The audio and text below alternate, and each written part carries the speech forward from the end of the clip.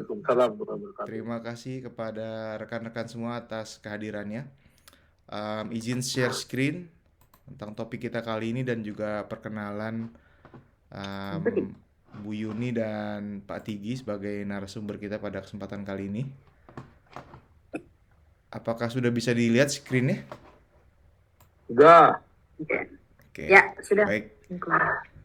Pertama-tama saya ucapkan terima kasih banyak nih kepada Bu Yuni, Pak Tigi, Om Beri juga atas kesempatannya dan juga kesediaannya untuk men-share ya pengalaman-pengalamannya dan juga mungkin nanti sedikit wejangannya dalam bidang riset dan juga PhD Life. Jadi topik yang kita ambil kali ini adalah tentang PhD Research, Scholarship, dan Life. Nah ini karena kenapa nih Life penting juga karena kita tahu sendiri bahwa PhD Research itu kan sangat menyita waktu dan tenaga lah ya. Jadi kita mau tahu nih research life balance-nya Bu Yuni dan Pak Tigi dalam menghadapi kegiatan sebagai seorang researcher nih gimana? Nah sebelumnya izinkan saya untuk membacakan short bio-nya dari Pak Tigi dan Bu Yuni. Yang pertama adalah Pak Tigi. Sebentar saya share screen-nya dulu secara maksimal. Bentar. Kok agak lama ya?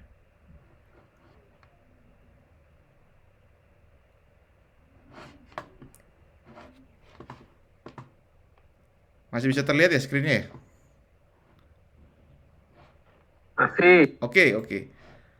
Yang pertama Pak Tigi nih, sekarang posisinya sebagai PhD student yang mengambil spesialisasi di remote sensing University of Lausanne, UNIL, dan juga beliau seorang faculty member dari Universitas Islam Riau dan di saat yang bersamaan menjabat sebagai manager editor juga dari Journal of Geoscience, Engineering, Environment, and Technology.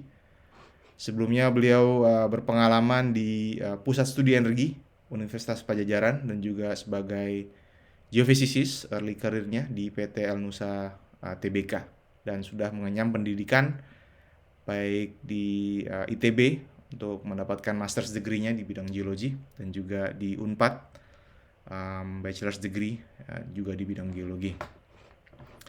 Dan pembicara kita selanjutnya adalah Ibu Yuni yang tidak lain tidak bukan adalah partner sehidup sematinya dari Pak Tigi yang merupakan PhD student juga di Institute of Earth Surface Dynamics University of Lausanne, UNIL, dan juga merupakan faculty member Universitas Islam Riau dan beliau pernah menjabat sebagai Head of Geological Department UIR dan juga pernah bekerja sebagai geoscientist di Pusat Studi Energi Universitas Padjadjaran dan juga di LAPI ITB dan mengenyam pendidikan di ITB untuk mendapatkan master's degree-nya dan juga di Unpad untuk mendapatkan bachelor's degree-nya. Baik, untuk mempersingkat waktu kita mulai talk show kita aja nih langsung kepada Bu Yuni dan Pak Tigi. Saya akan stop share sini sekarang.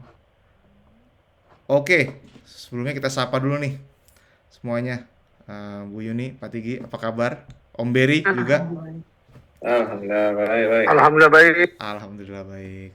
Nanti Om Beri juga tolong bantu saya untuk nanya-nanya ya ke dua narasumber kita ini.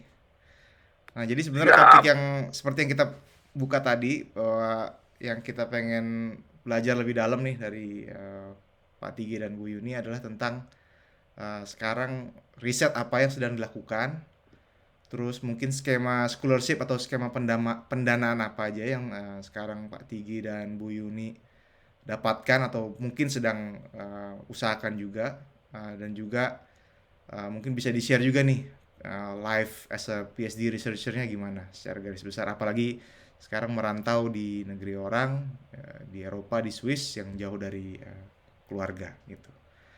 Mungkin itu aja sedikit introduction dari saya. Boleh monggo dari Pak Tigi dulu atau dari Bu Yuni dulu untuk Pak Tigi dulu, cerita risetnya dulu, Pak. menyampaikan risetnya gimana, terus scholarship-nya gimana, atau fundingnya gimana, Oke, terus juga PSD baik. Live. Terima kasih.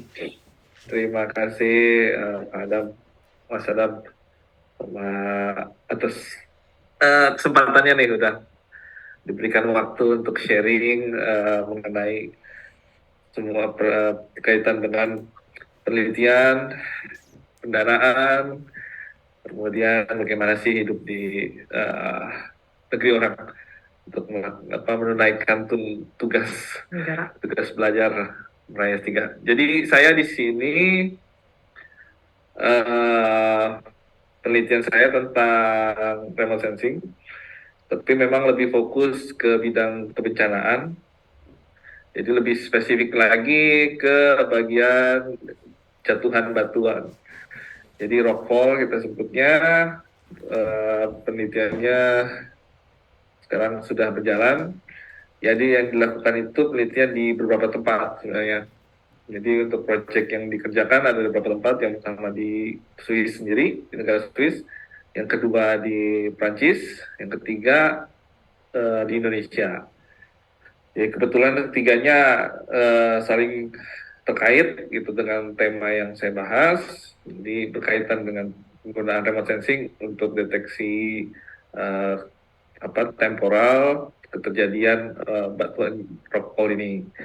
Nah, jadi sekarang masih dalam proses penulisan draft. Jadi sebenarnya finalisasinya udah tinggal penulisan draft, tinggal menunggu submit jurnal ke jurnal.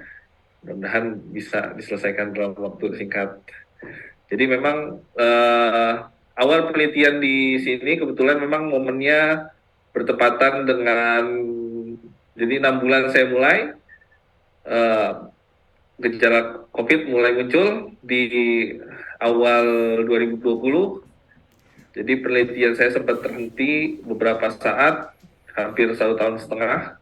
Jadi lebih banyak ke literatur review dan sebagainya.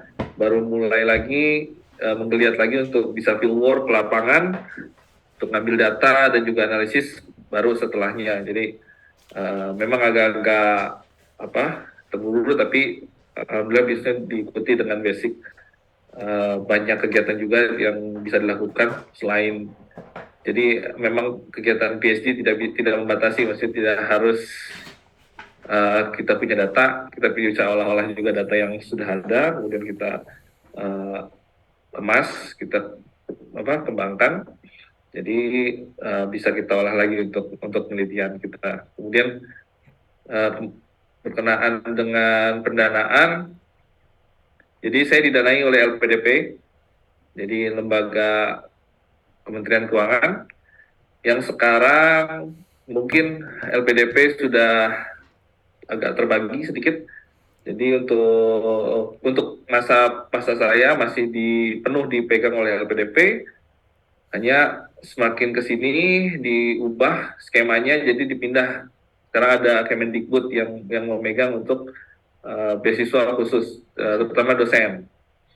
Karena mungkin dosen ini dimasukkan ke dalam kategori yang spesifik dengan PNS dan TNI dan ABRI, termasuk orang-orang yang akan kembali lagi ke Indonesia untuk penelitiannya. Jadi mungkin diskemakan khusus, jadi untuk meraup semua orang-orang yang atau dosen-dosen yang ingin kuliah di luar negeri. Gitu.